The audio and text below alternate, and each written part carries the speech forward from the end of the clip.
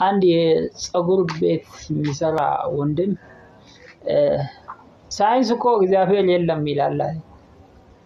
እና እኔ ድሮ በልጅነት እያለሁ አርባ ምንጭ ሐዋሳ ሀገር ላይ ሰው አለ እንጂ ሶዶ ብቻ ያለ ይመስለኝ ነበር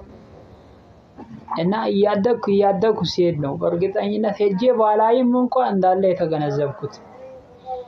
እና በመዝሙር መጽሐፍ ምዕራፍ 53 ከቁጥር 1 ላይ ሰነፍ በልቡ አምላክ የለም ይላል እግዚአብሔርን አይቼዋለሁ እንደ ሙሴ ወይ ጀርባውን አይደለም ያየሁት ጥላውን ነው ያየሁት ያንንም በሞት ጣር በእኔና በሞት መካከል አንድ እርምጃ ሲቀረኝ ሳለ ልቤ ሊፈነዳ ጥቂት ቀርቶት ነው ያየሁት እና እግዚአብሔር እንዳለ በእርግጠኝነት እመሰክራለሁ በዮሐንስ ወንጌል ምዕራፍ 6 ከቁጥር 40 ላይ ልጅንም አይቶ በእርሱ የሚያምን ሁሉ የዘላለም ሕይወት እንዲያገኝ የአባቴ ፈቃድ ይህ ነው እግዚአብሔርን አይታችሁ ካመናችሁ ሰዩ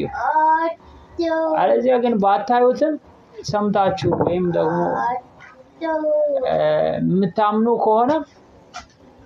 ችግር የለውም ሳይ የሚያምኑ ብዙሃን ናቸው ይላል ለምሳሌ እኔ ወይም አንድ ሰው ለምሳሌ የተወለደበትን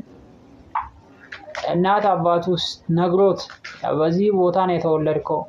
የዚህ ሀገር ተወላጅ ነው ቢሉት ያንን ሰምቶ ብቻ ሳይ ቢያምን ምንም ችግር የለውም እና ብዙ ጊዜ ሰዎች ሲሞቱ ሌሎች በህይወት ያሉ ሰዎች ምንድነው የሚሉት ነፍሱን በአጸገነት ያኑርልን የወዳጃችን ሞት ይላል እና ያንን ሲሉ የነሱ የበጎ ፍቃድ የራሳቸውን የበጎ ፍቃድ ለሱ ያለውን በጎ ፍቃድ ለወዳጁ ያለውን በጎ ፍቃድ እየገለጹ ነው እንጂ እነሱ አይደሉም ገነት የሚያስገቡት ወይንም ሲኦል የሚያስገቡት እና አንድ ሰው በስልክ እየተነጋገረ ይህ መንግስት በጥይት ሳይሆን በመንፈስ ነው የሚወድቀው አለ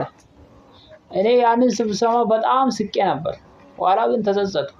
ልክ ነው የሰው መንግስት የእግዚአብሔር መንግስት ጥላ ነው እና ሰው አይኑ ሲከፈትለት ዘፍጥረት ምዕራፍ 3:7 ላይ የሁለቱም አይኖች ተከፈቱ እነርሱም ራቁታቸውን እንደሆኑ አወቁ ይላል አይኑ ሲከፈትለት ከእንጨት ወንበር ፕላስቲክ ወንበር ይሻላል ከገጠር ከተማ ይሻላል ደግሞ ከኮብልስቶን አስፋልት ይሻላል ማለት ጀመረ አመሰግናለሁ